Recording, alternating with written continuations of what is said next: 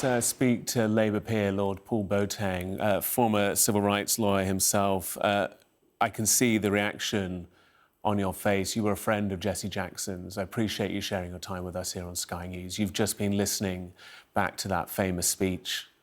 How are you feeling?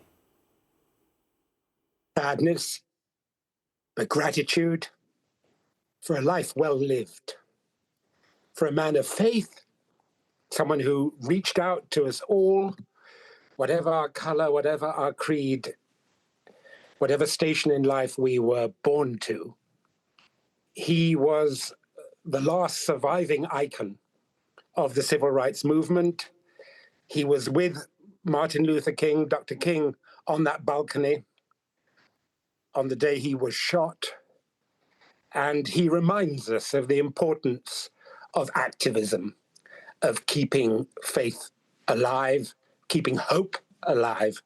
There would have been no Barack Obama without Jesse Jackson. We owe him not just for the groundbreaking path he took, but for his leadership in so many fields. He was, yes, a civil rights activist, but also he was a great diplomat. He secured the release of countless American hostages the world over. He fought for equal rights for men, for women, for gay people in the workplace. That was part also of his struggle. So he left an indelible mark on our time, and we would not be, any of us, where we are without him. But in our world at this time, in which there is so much a sense of hopelessness and alienation, we need to cling on to his memory. We need to learn the lessons that he taught us and to keep hope alive. You referenced that there would have been no Obama without Jesse Jackson. It ultimately took 25 years, but that moment did come. And we listened to that speech of 1988. Listening back to that yourself, what did that remind you of the man that you knew, of the man that you met? He had a power with words, but it was a power that was backed up by authenticity. He knew of what he spoke. He knew about disadvantage. He understood the impact of discrimination. He knew also about not just surviving that, but going on to succeed. And that was a message he shared with the people in my own constituency when he preached many years ago now, way back when in the 80s, in the Harlesden Methodist Church. And talked to a multiracial community in the heart of London, as he did on numerous occasions. He could speak to everyone, and he could bring out the best in us all. And that was his great strength. That was his ability. It wasn't just words. With some people, it's words. But with him, he walked the walk. Didn't just talk the talk, he walked it. And he didn't just walk it for himself, he brought us along with him. And for that, he will always be remembered. His activism began decades ago. The Greenville 8 was back in 1960. It has been a decades-long struggle for him personally, but then also a mantle that others have picked up and walked with as well. And you yourself made history in May 2002 as the first black cabinet minister here in the United Kingdom.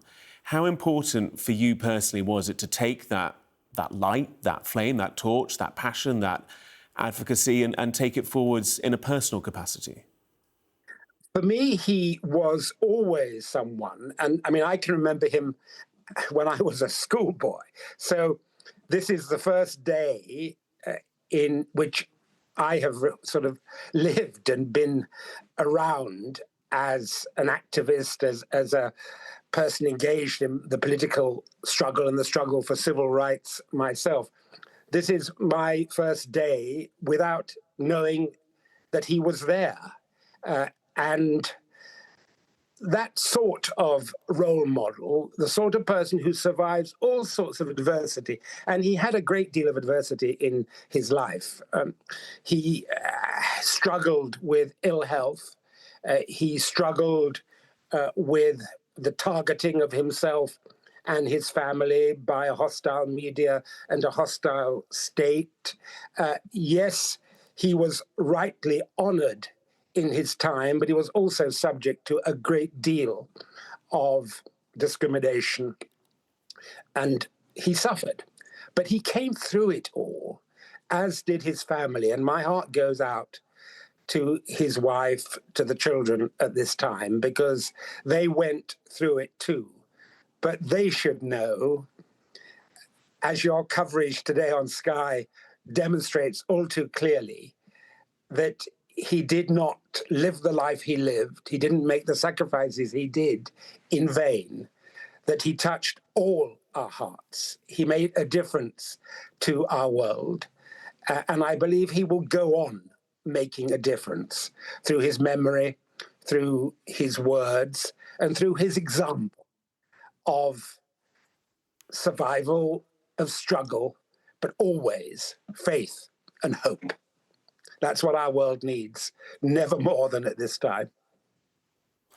Yes, and that faith and hope that the world needs never more so than at this time, as you say. We talk so frequently at the moment about division, about friction, about disorder and chaos at the most basic levels of society. How will the words, the work of Jesse Jackson, how will that be able to be applied to what we're facing now and what we will face as well in the future going forwards?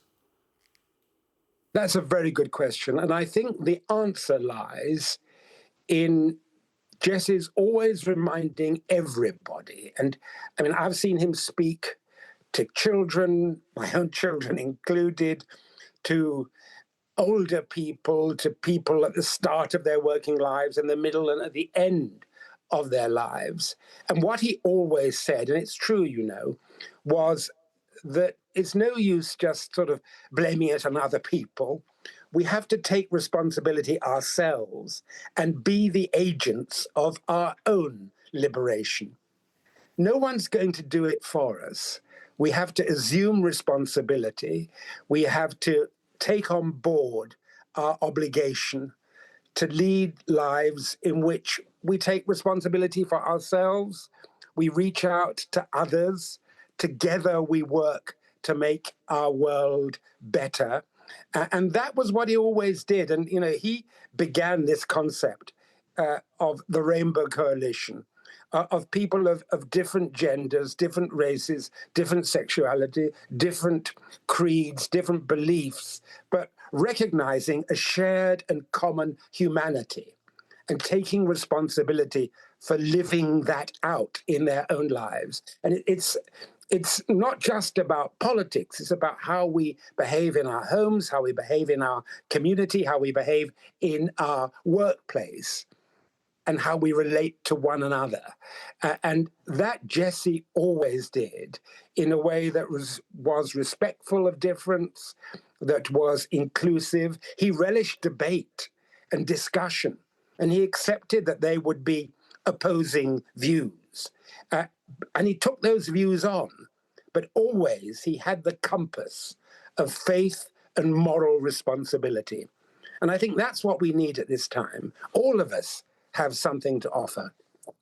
All of us need to have a moral compass to do the right thing and to take responsibility for that. And that's how Jesse Jackson was able to mobilize corporate America, corporations globally, to do the right thing in terms of inclusivity and equal opportunity. That's how he was able to persuade people who had taken hostages to give them up.